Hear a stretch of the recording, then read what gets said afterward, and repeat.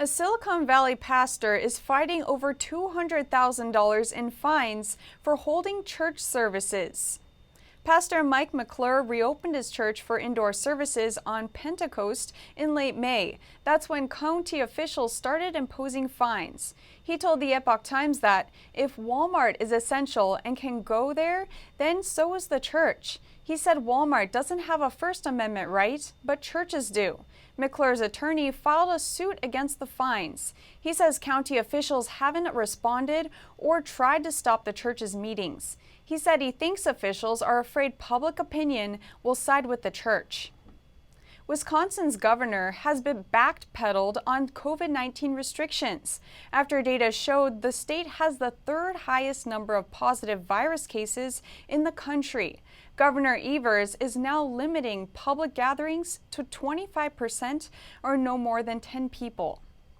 The order is set to expire 3 days after the election on November 6th. It comes after the state saw a spike in CCP virus cases over the past couple of weeks.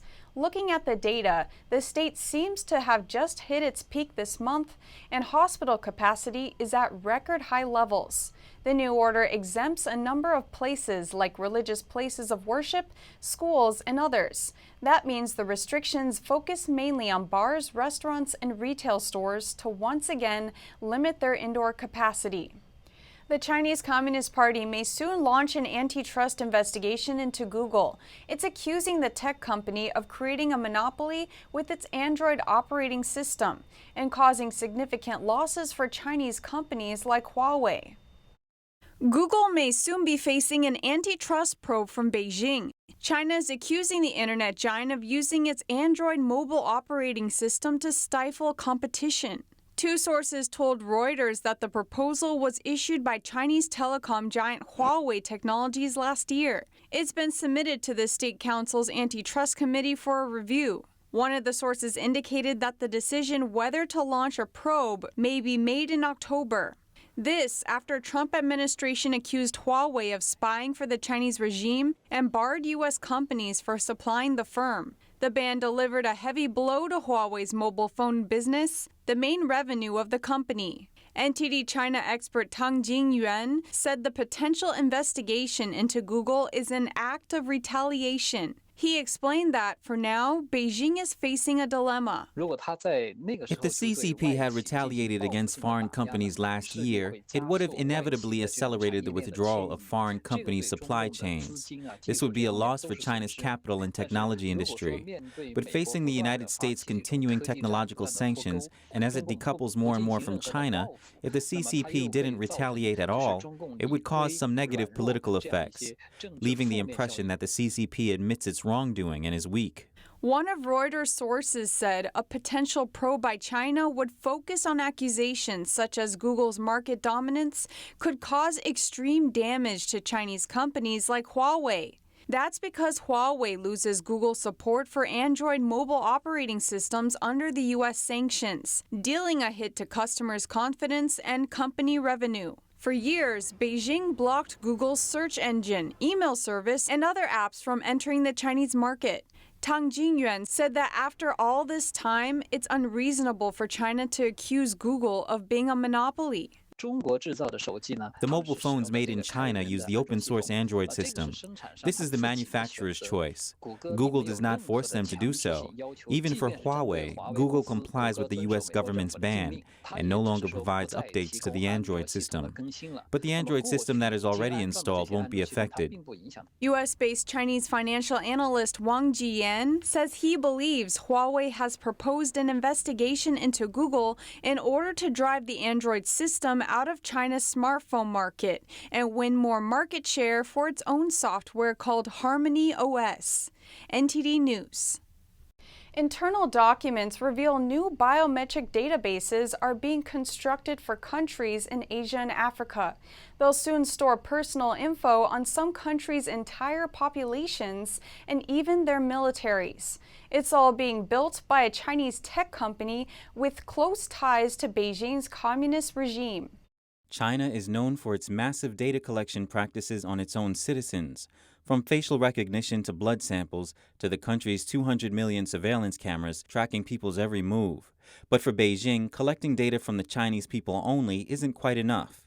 According to internal documents obtained by NTD's sister media, the Epoch Times, Chinese officials have been persuading Southeast Asian countries to hire a Chinese company to build databases for their entire populations, including their military forces. This is a note written to the Communist Party secretary of China's Jilin province. It's meant to remind him of the talking points used during his August 2018 visit to Myanmar, formerly known as Burma. During his meeting with a Myanmar minister, the CCP official went to great lengths to promote a potential project. It would involve a Chinese company building a so-called national ID card program for Myanmar. The details about the program were unclear, but several months later, in late 2019, Myanmar authorities announced the plan to introduce mandatory biometric data collection for a massive national database. The company building the database, Hongda Group, is the Chinese regime's biggest supplier of ID card and fingerprint collection equipment. It produces all fingerprint collection devices used in Chinese embassies and consulates around the world. According to the party officials' note and Chinese state media report, Hongda Group manages the data of more than 900 million people in China. It also assisted China's Ministry of Public Security to issue 1 billion electronic ID cards. China has a population of 1.4 billion. The company claims to be a privately owned business, but with Communist Party officials effectively serving as salespeople for its overseas business, the company has successfully built the electronic ID card system for the governments of Laos, Cambodia, Indonesia, Papua New Guinea, and more. Hongda is currently preparing to implement biometric authentication systems in more Asian, Middle Eastern, and African countries. Their target goal is to cover 400 billion people overseas. Hongda Group also has close ties with China's controversial tech giant Huawei. According to a Chinese media report, under Huawei's invitation, the company won the bid to build Laos's national ID project in 2009. It's also signed strategic partnership agreements with Huawei and ZTE. That's in order to get help promoting its data management and electronic ID system overseas. And the Chinese company's ambition isn't just the data of other countries' ordinary citizens, but their military members as well. According to another internal document, Hongda Group helped Laos build a $200 million program in 2015 to digitize its military.